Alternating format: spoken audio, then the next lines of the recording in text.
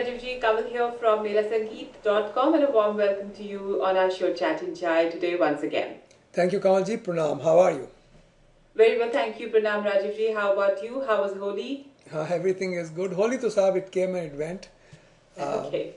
Heard a couple of congratulatory or greeting notes, but उससे ज़्यादा तो यहाँ पे कुछ खास होता नहीं. All right, okay. So you miss India during festivals, Rajivji? Just wanted to know. Too busy to miss anything, Kamalji. Okay, okay.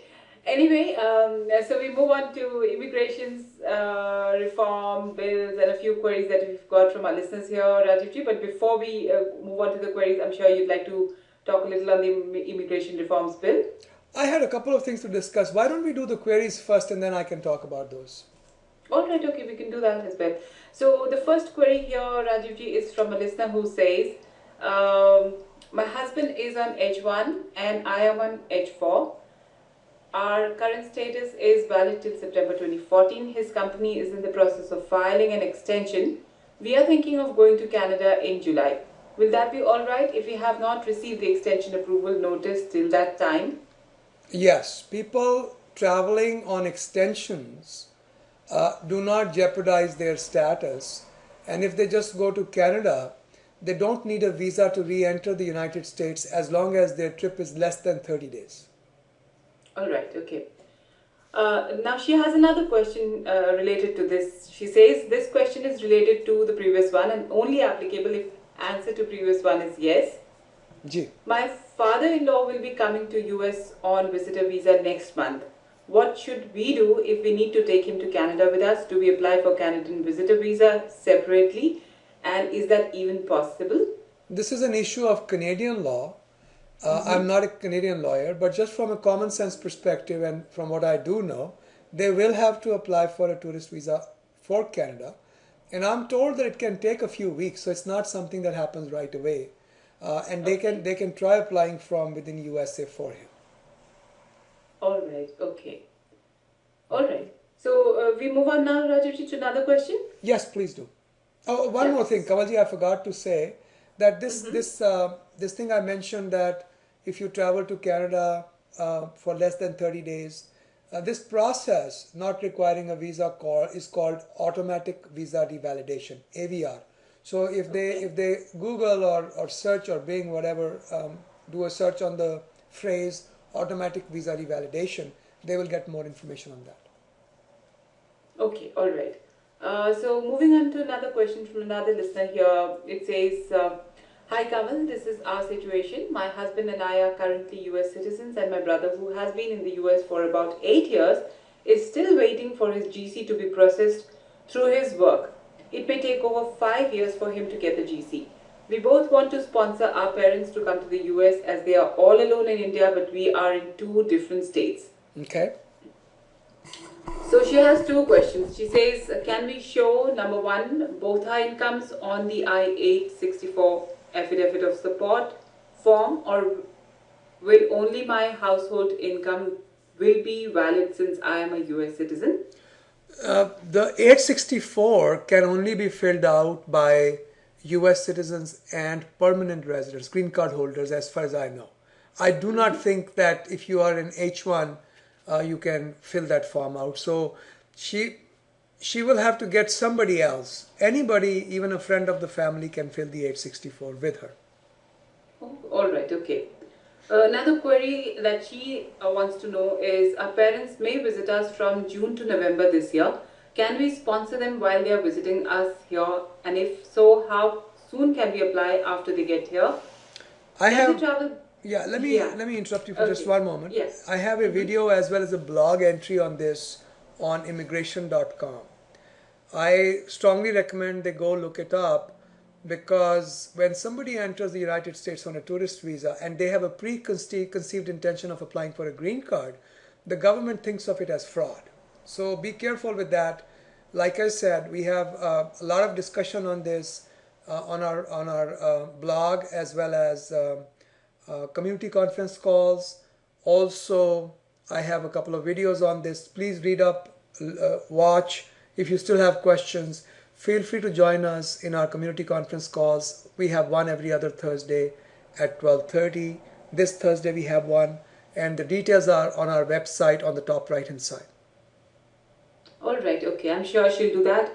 Though she further has some queries, Rajivji, she says, can they travel back to India while the GC is in process, or would it be better that we apply for their GC while they're in India and have them wait till they get it to come to visit us? What would be the quickest and best way to go about sponsoring our parents? The pros and cons exist for both choices. If you do it from within the United States, then the problem is that you have that specter of or the threat of fraud. If you do it from India, then they should not travel while the green card is going on approximately a year or so. They will not be, they may not be allowed to enter USA on a tourist visa during that time. So you have to do a cost benefit analysis as the cost and benefits accrue to you, what works better for you. But you know, there can never be any preconceived intention, just keep that in mind. Okay. So these were the queries sent in by our listeners here, Rajivji, on Mera Sangeet. So now we would like to move on to know a little bit about the latest on the immigration reforms bill. There's been some life in the immigration reform. The White House has approached some business leaders, some religious leaders. They are still trying to push the issue of reform. Don't know what is going to happen, whether it's going to happen this year or it's going to happen at all. But there is some life again in immigration reform as of the last couple of weeks that I'm noticing. We'll see how it works out. That being aside, I wanted to talk about a recent set of scams that I have observed, and I have actually created a blog entry on that on my blogs on immigration.com, and I've tweeted on that as well. But I'll just, for our audience here, our listeners here, I will quickly summarize what's going on. Okay. I got a telephone call. I got a bunch of messages in my own house at my personal number saying, I am Mustafa, a IRS officer, calling you because I have noticed that there is a discrepancy in your tax payments, and I've been instructed to get a warrant issued for your arrest. And unless you call us immediately, I will have no choice but to sign off on that. And Okay. I got various versions of the same message from different people 2 or 3 times on my voicemail. And of course, I know this is all nonsense. So I deleted them. Fourth time I got a message, I picked up the phone, not realizing who it was. And this guy tried to threaten me. And I, of course, invited him to do all sorts of things to himself, because I knew he was just full of it. And but I think it's important for people to know that if you get a phone call like that, okay, we are going to issue a warrant. First of all, no government agency is going to give you a call before they issue a warrant. Okay. Right. Right. So if you get a phone call from somebody who says, I am calling from the sheriff's office or the FBI or USCIS, don't take their word for it. It is your right to insist upon them properly identifying themselves. If you still have doubt, you call that agency's public access number, whatever their public number is, call them and say, one of your agents has been calling me. I want to verify their identity. Where can I do that? Okay.